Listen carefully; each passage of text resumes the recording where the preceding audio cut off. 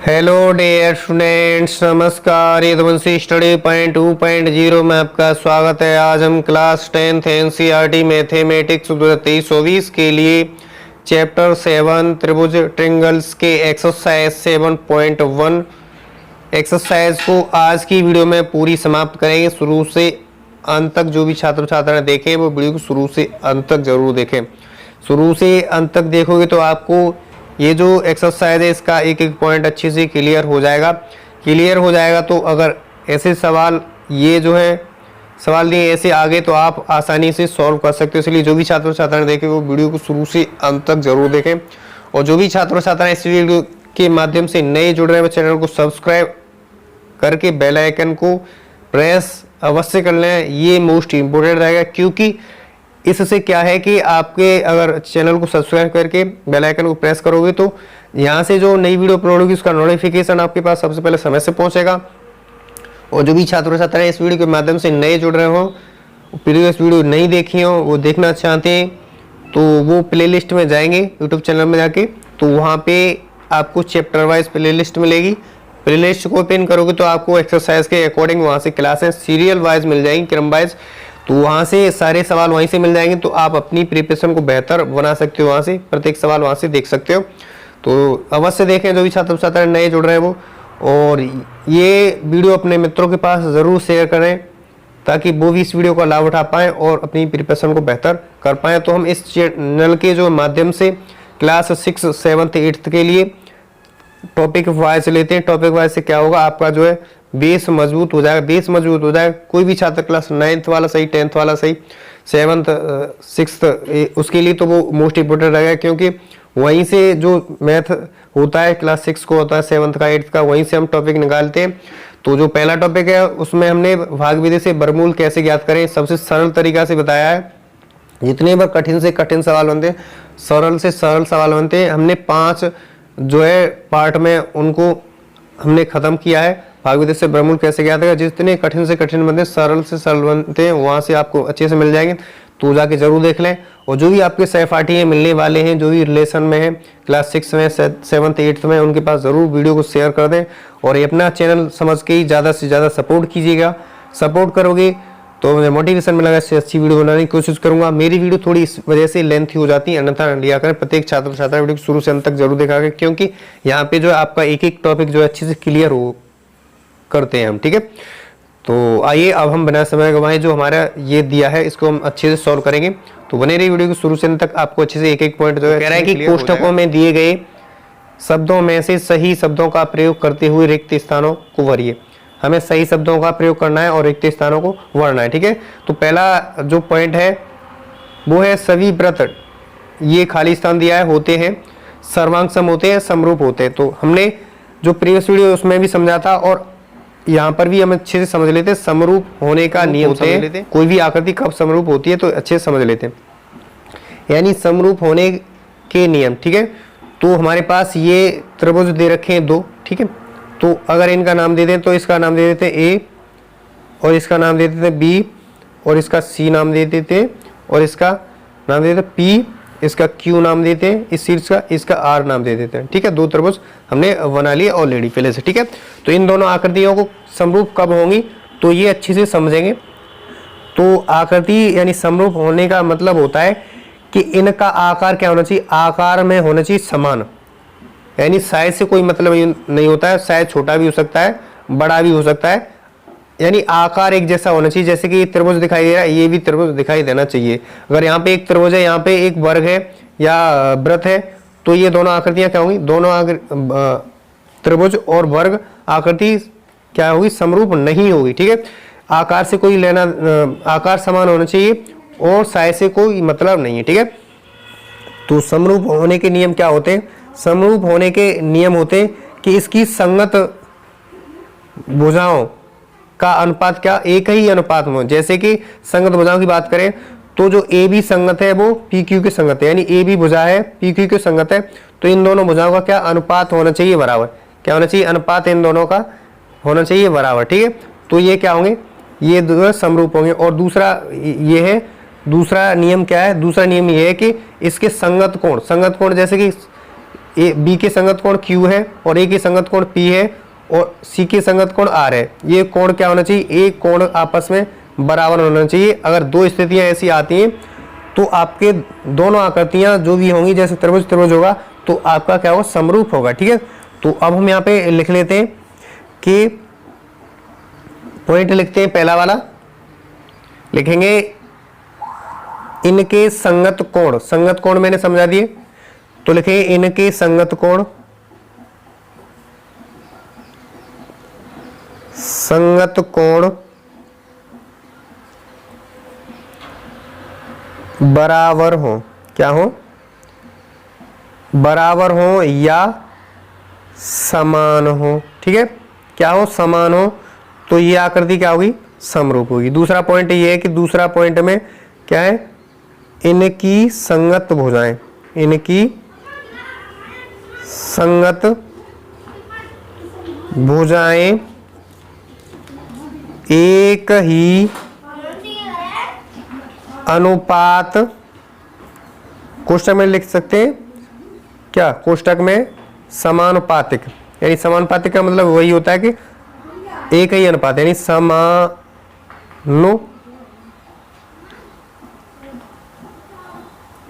यानी समानुपात में हो तो आकृतियां क्या होंगी, दो समानता अगर मिल गई तो दो समानता मिली तो हमारी आकृतियां क्या होंगी, समरूप होंगी। ठीक है, जैसे कि हम लिखें, जैसे कि अब अच्छे समझ लेते हैं इसे, जैसे कि हमने जो ये वाली भुजा है इसको मान लिया क्या, इसको मान लिया 2, ठीक है, इसको मान लिया क्या 4 मान लिया। ठीक, इस वाली को 2, इस वाली को 4, इस वाली को 6 मान लिया, ये वाली PQ 6, इसको माना क्या 3 माना, और इसको माना क्या, इसको मान लिया 4 और इसको मान लिया 8। ठीक है, तो इनकी संगत भुजाओं का अनुपात, जैसे संगत भुजाओं की बात करें तो AB बटे क्या PQ, अगर हम अनुपात की बात करें तो जो AB बटे क्या करें, AB बटे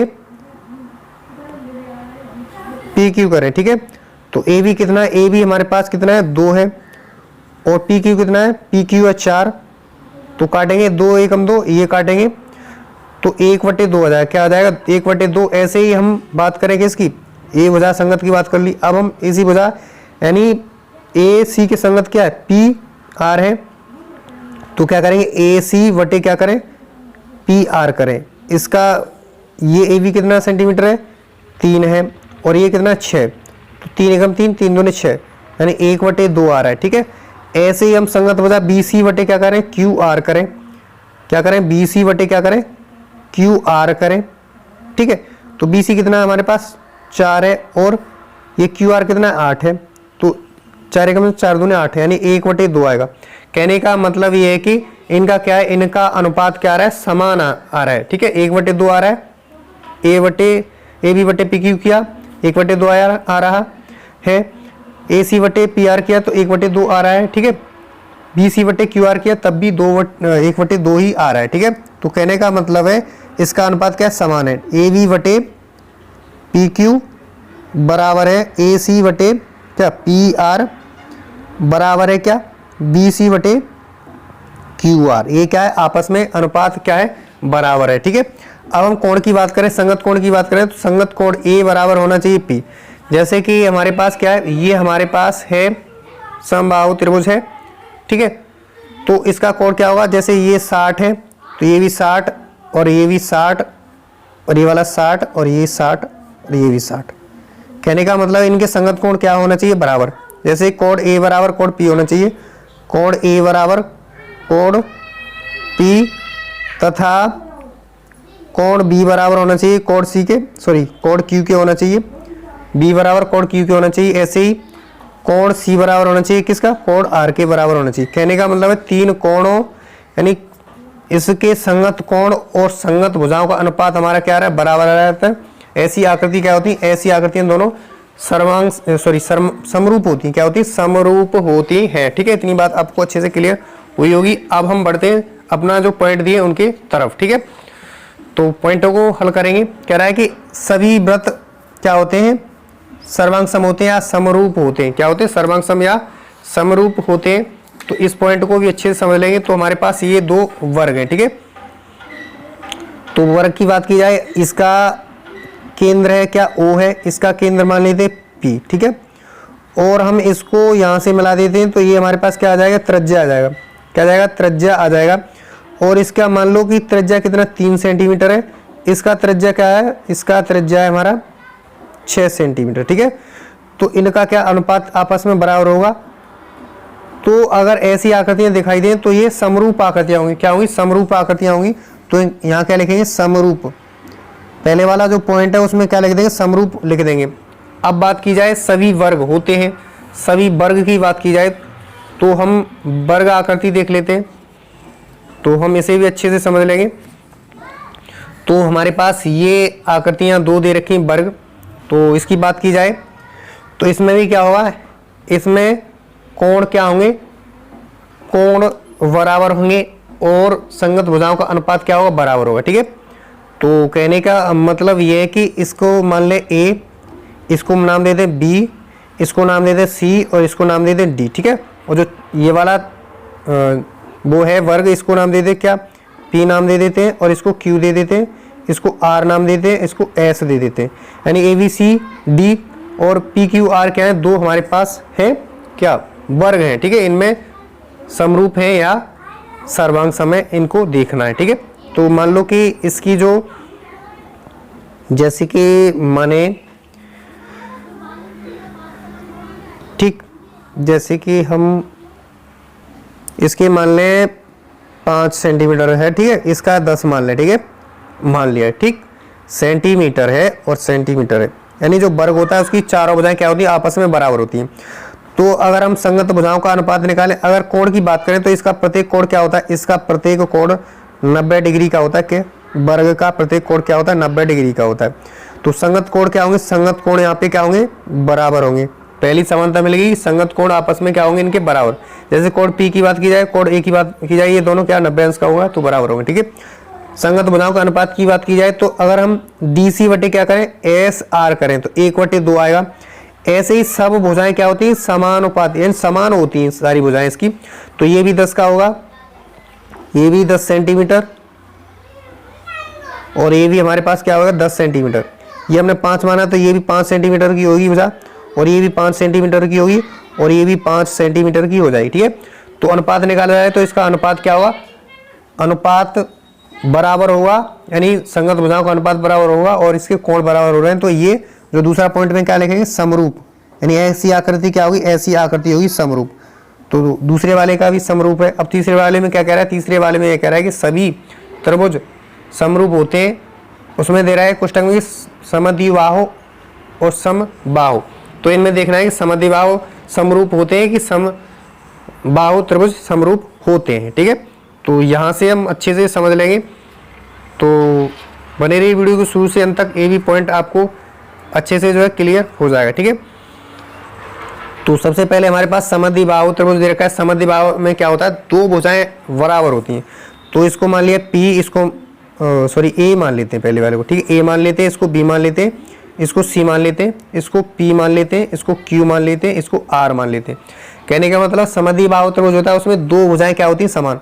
मान लो कि ये वाली भुजा, मान लो इस वाली, ये दोनों इस वाली त्रिभुज ABC में क्या है, ये वाली AB भुजा है, वो किसके बराबर है, AC के बराबर है। ये समद्विबाहु त्रिभुज में 2 भुजाएं समान होती हैं। और इस वाले में माने PQR में, तो ये वाली भुजा हमारी इस वाली भुजा की 2 भुजाएं बराबर होती, तो ये वाली भुजा इस वाली भुजा के बराबर होगी, ठीक है। तो हमारी क्या होती है, संगत भुजाओं के अनुपात क्या होते हैं, बराबर होते हैं इसमें। संगत भुजा जैसे कि AB संगत भुजा किसके, PQ के संगत है, ठीक है।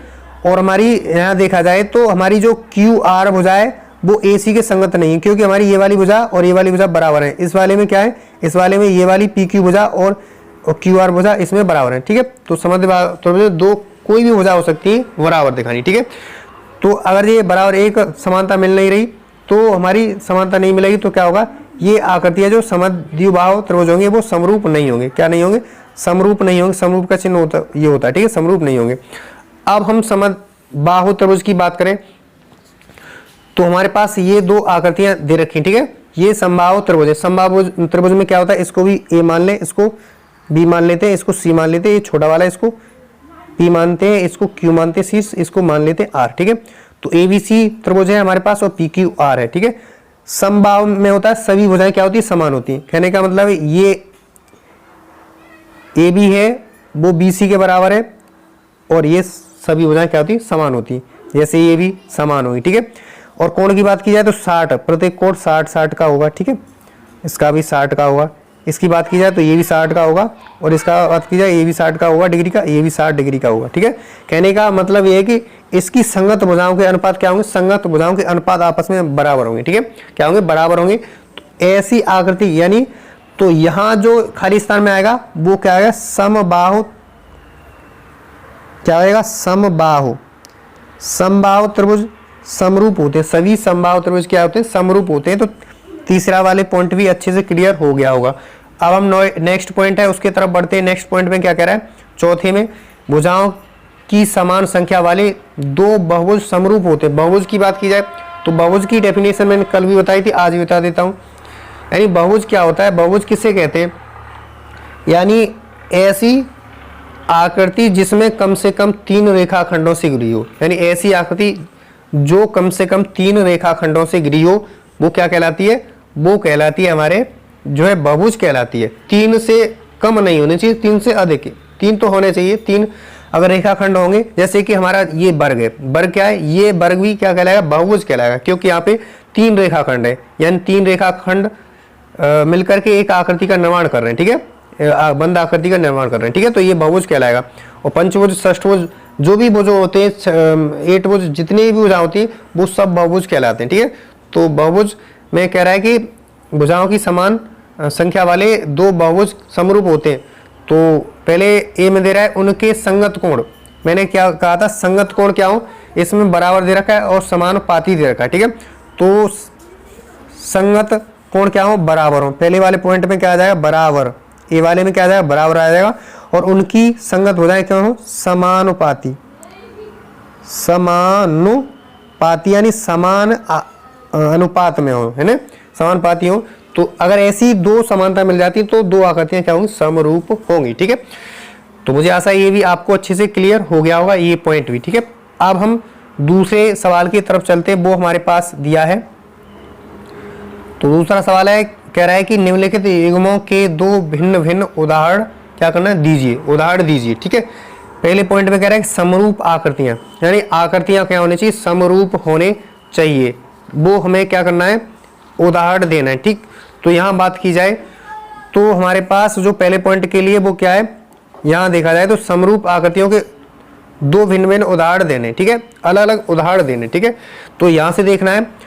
तो अगर बात की जाए, ये बड़ा वाला त्रिभुज ABC है और ये हमारे पास क्या है, P और Q और R है, ठीक है। तो बात की जाए अगर समरूप क्या, आकार में समान होना चाहिए, आकार में समान होना चाहिए। माप कम भी हो सकती है, ज़्यादा हो सकती है, उसका कोई परवाह नहीं करना है। तो हमारा जैसे कि ABC बड़ा दिखाई दे रहा है, ये छोटा दिखाई दे रहा है। कहने का मतलब है ये इसका आकार क्या होना चाहिए, आकार होना चाहिए समान, ठीक है, आकार एक जैसा होना चाहिए, ठीक है। तो इसके लिए समरूप आकृतियां, जैसे कि ये वाला दो उदाहरण, ये 60 का है, ये भी 60 का, फिर भी बता दे रहा हूँ अच्छे से, एक एक पॉइंट अच्छे से क्लियर बैठ जाएगा आपके माइंड में अच्छे से, ठीक है। तो 60 का है, ये सब कोण 60 है, यानी त्रिभुज के तीनों अंतः कोणों का योग सबको पता होगा 180 डिग्री के बराबर होता है, ठीक। तो अगर इनकी संगत भुजाओं की बात की जाए तो संगत भुजाएं क्या हो, संगत भुजाओं का अनुपात बराबर हो, ठीक है। तो मैंने पहले भी बताया था। तो इसको मान लेते हैं, जैसे कि हम मान ले भुजा ये बड़े वाले की मान ले, आई थिंक 6 मान ले, इसका 6 मान ले, ठीक है। और इसको मान ले 3, ठीक। और इसको मान ले 4, इसको मान ले 8, ठीक है। इसको मान ले 5 और इसको मान ले 10, ठीक है। तो कहने का मतलब इनका अगर अनुपात निकाला जाए तो AB बटे क्या किया जाए, PQ किया जाए तो 3 एकम 3 दूनी 6, 1/2 आएगा। इस सब का निकाला जाए तो 1/2, यानी इनका तीनों संगत भुजाओं का अनुपात क्या आएगा, समानुपात आएगा, ठीक है। और इसके कोण की बात की जाए तो कोण भी बराबर है। तो ये आकृति क्या होगी, ये आकृतियां एक दूसरे क्या होगी, समरूप। तो पहला जो है उदाहरण ये हो गया। दूसरा उदाहरण ये है कि ये हमारे पास यहाँ से लेते हैं, ठीक है। A नाम देते हैं, इसको B नाम दे देते हैं, इसको C नाम देते हैं, इसको D नाम दे देते हैं, इसको P नाम देते हैं, इसको Q, C, इसको R और इसको S नाम देते हैं। कहने का मतलब ABCD एक वर्ग है हमारे पास, एक वर्ग है पी क्यू आर। ठीक, तो इसके संगत कोण की बात की जाए तो संगत कोण क्या होंगे 90 डिग्री का, यानी वर्ग का जो कोण होता है वो 90 डिग्री का होता है, क्योंकि एक दूसरे के लंबवत, यानी देखा जाए तो पी क्यू भुजा पर क्या एस पी लंबवत है, यानी एक दूसरे के लंबवत भुजा होती है, प्रत्येक कोण 90 अंश का होता है। तो मैंने क्या कहा था, इसकी माप की परवाह न करें, आकृति एक जैसी, यानी आकार में क्या होना चाहिए, आकार में बराबर होना चाहिए, क्योंकि ये है वर्ग, वर्गाकार है। ठीक है, ये त्रिभुजाकार है। ठीक है, अगर हम इनकी बात करें तो इनमें हम क्या होगा, इनमें प्रत्येक कोण क्या हो रहा है, प्रत्येक कोण बराबर हो रहा है, 90 डिग्री का हो रहा है। क्या हो रहा है, 90 डिग्री, यानी समकोण हो रहा है। ठीक है, और इसकी भुजा की अनुपात की बात की जाए तो वो भी बराबर हो रहा है। ठीक है, बराबर हो जाएगा। ठीक, तो मुझे आशा है ये आपको ये दो उदाहरण लिख लें, पहले वाले पॉइंट में लिख लें। ठीक है, जो पहला पॉइंट है समरूप आकृतियां, तो समरूप आकृतियां हमने ये दिखा दी। ठीक, ये पॉइंट भी अच्छे से क्लियर हुआ होगा। अब दूसरा पॉइंट क्या है कि ऐसी आकृतियां जो समरूप नहीं हो तो वो भी दिखानी है। तो बने रहिए वीडियो के शुरू से अंत तक, आपको ये भी अच्छे से क्लियर हो जाएगा। ठीक है, तो ये हमारे पास हमने आकृतियां पहले से ऑलरेडी बना रखी हैं। ठीक है, क्योंकि समय की बचत के लिए हमने पहले से बना रखी है आकृतियां सवालों के अकॉर्डिंग। ठीक है, तो अब इसमें देखा जाए ये है ए मान लेते हैं और इसको मानते हैं बी, नाम दे देते हैं, इसको नाम दे देते हैं सी। ठीक, तो ए बी सी हमारे पास त्रिभुज है और यहाँ पी क्यू आर एस एक क्या है, वर्ग है। ठीक, इसका अगर आकार की बात की जाए तो ये त्रिभुजाकार है, यानी इसमें 3 भुजाएं हैं, त्रिभुजाकार है। इसमें 4 भुजाएं, 4 भुजा वाला है, यानी वर्ग है। इसमें 4 भुजाएं, इसमें 3 भुजाएं, तो आकार में क्या होगा, ये त्रिभुजाकार है, ये चतुर्भुजाकार है, 4 भुजा वाला है। ठीक है, तो त्रिभुजाकार और चतुर्भुजाकार है, इसका आकार क्या, आकार समान नहीं है। क्या नहीं है, आकार समान नहीं है। तो ये आकृतियां क्या होंगी, ये आकृतियां दोनों क्या होंगी, समरूप नहीं होंगी। पहले तो आकार में समरूप नहीं है, इसलिए अगर भुजा के अनुपात की बात की जाए, अनुपात की बात की जाए तो अनुपात भी बराबर नहीं होगा। क्या, अनुपात भी बराबर नहीं होगा। यहाँ बात की जाए तो इसका जो कोण है इसका 90 डिग्री है। क्या है, इसका कोण है, कोण की बात की जाए तो जो वर्ग का कोण है, क्या है, जो वर्ग है हमारे पास वर्ग आकृति है, तो वर्ग का जो पी कोण है, जो पी कोण है, सब कोण क्या होते हैं, आपस में बराबर होते हैं। तो पी कोण क्या 90 डिग्री का है। क्या है, इसका 90 डिग्री का है वर्ग का। अब हम त्रिभुज की बात करें, क्या करें, त्रिभुज की बात करें, त्रिभुज की बात करें, त्रिभुज ए वी सी की बात करें तो इसका प्रत्येक कोण क्या होगा, प्रत्येक कोण होगा क्या, प्रत्येक कोण इसका 60 डिग्री का होता है, तो 90 डिग्री के बराबर नहीं होगा। क्या होगा, 90 डिग्री के बराबर नहीं होगा। तो अगर हमें कोणों की पहली समानता नहीं मिल रही, यानी कोण क्या, संगत कोण आपस में बराबर नहीं मिल रहे, तो ये जो आकृतियां होंगी ये आकृतियां समरूप नहीं होंगी। तो ऐसे उदाहरण देने, तो ये 2 उदाहरण आप लिख लेना, नोट डाउन कर लेना, ये भी नोट डाउन कर लेना अच्छे से आप एक्सरसाइज में। ठीक है, तो मुझे ऐसा ये भी आपको अच्छे से पॉइंट क्लियर हो रहा होगा। ठीक है, ये पॉइंट क्लियर हुआ हो तो हम अब लास्ट सवाल है इस वीडियो का, एक्सरसाइज का भी लास्ट सवाल है, नेक्स्ट सवाल तीसरा, उसकी तरफ बढ़ते हैं तो वो भी आपको अच्छे से समझ में आ जाएगा। ठीक है, तो ये हमारे पास तीसरा सवाल है इस एक्सरसाइज का। इसके बाद एक्सरसाइज खत्म हो जाती है 7.1। अगले वीडियो में 7.2 के सवाल लाएंगे। तो जो भी छात्र नए जुड़ रहे हैं वो चैनल को सब्सक्राइब करके बेल आइकन को प्रेस करना नहीं भूलें, ये मोस्ट इम्पोर्टेंट रहेगा। ठीक है, तो अब हम सॉल्व करते हैं। कह रहा है कि बताइए कि निम्नलिखित चतुर्भुज समरूप है या नहीं।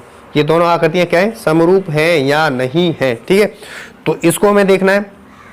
2 आकृतियां दे रखी है हमारे पास, ए बी सी डी, एक दे रखा है वर्ग, और ये भी वर्ग जैसी आकृति दे रखी है। लेकिन यहाँ क्या है, यहाँ अंतर ये है, पहले बात की जाए अनुपात की बात की जाए, क्या अनुपात की बात की जाए तो अगर हम ये संगत भुजा जैसे कि एस पी, यानी जो ए डी है उसके संगत भुजा कौन सी, ए डी के संगत भुजा कौन सी है, ए डी के संगत भुजा हमारी कौन सी है, एस पी भुजा है। ठीक है, अगर इनके अनुपात की बात की जाए तो क्या करेंगे, इसके अनुपात की बात की जाए तो क्या करेंगे, एस पी बटे क्या करेंगे, पहले सबसे पहले एक समानता देख ली, एक समानता देखेंगे तो एक समानता से हमारे समरूप आकृतियां हैं या नहीं ये पता चल जाएगा। ठीक है, समरूप आकृतियां पता चल जाएगा। ठीक है, कहने का मतलब ये जो होता है हमारे पास वर्ग दिया है, ये भी वर्ग है, वर्ग जैसी आकृति है, वर्ग ए बी सी डी दिया है, इसका प्रत्येक कोण क्या है, प्रत्येक कोण 90 अंश का होता है, प्रत्येक कोण क्या होता है 90 डिग्री के बराबर होता है। ठीक है, कहने का मतलब ये है कि जो कोण ए है वो बराबर है किसके, 90 डिग्री के बराबर है, ए बराबर बी है और सभी कोण बराबर है। कहने का मतलब बी भी 90 अंश है और सी कोण भी 90 अंश है, और डी कोण की बात की जाए वो भी 90 अंश है। कहने का मतलब ये सब कोण क्या दे रखे, सब कोण समकोण दे रखे, यानी 90 डिग्री के दे रखे। अब इसकी बात की जाए, इसका कोण जो है P बराबर 90 अंश का नहीं है, क्योंकि यहाँ देखा जाए तो ये कम हो रहा है, 90 अंश का नहीं होगा। जब 90 अंश का नहीं होगा, पहली समानता ही नहीं मिल रही होगी, यानी संगत कोण क्या होगी, आपस में बराबर नहीं है। तो जब नहीं बराबर होंगे तो ये आकृति क्या होगी, ये आकृति समरूप नहीं होगी, चतुर्भुज क्या होंगे, समरूप नहीं होंगे। तो क्या लिख देंगे, ये दोनों चतुर्भुज समरूप नहीं है। ठीक है, तो मुझे आशा है कि ये भी आपको अच्छे से पॉइंट इसका भी क्लियर हो रहा होगा, हो गया होगा, मुझे ऐसी आशा है। ठीक है, तो ऐसे ही अपना प्यार बस सपोर्ट चैनल पर बनाए रखें, अपना चैनल ही समझें। जैसे आप अन्य चैनल को सपोर्ट करते हो, तो आप इस चैनल को भी ज़्यादा से ज़्यादा सपोर्ट कीजिएगा। जो भी देखे 6th 7th 8th वाले जो भी छात्र छात्रा देखें, चैनल को सपोर्ट ज़रूर करें। ये आपसे अनुरोध है सभी छात्र छात्राओं से, क्योंकि अपना चैनल समझेंगे तो ज़रूर सपोर्ट करेंगे, सपोर्ट करने में कुछ घाटा नहीं है आपको। ठीक है, और ज़्यादा से ज़्यादा शेयर करें, आपका ही लाभ होगा, क्योंकि यहाँ से हम इस चैनल के माध्यम से आपको क्लास 9th व 10th के लिए मैथमेटिक्स पढ़ाते हैं, और आपको टॉपिक वाइज भी लेते हैं। टॉपिक वाइज इसलिए लिया जाता है क्योंकि यहाँ से क्या हुआ, यहाँ से आपका बेस जो है मजबूत हो जाए।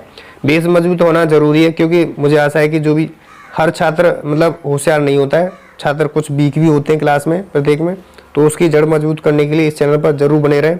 आपके लिए लाभदायक चैनल है।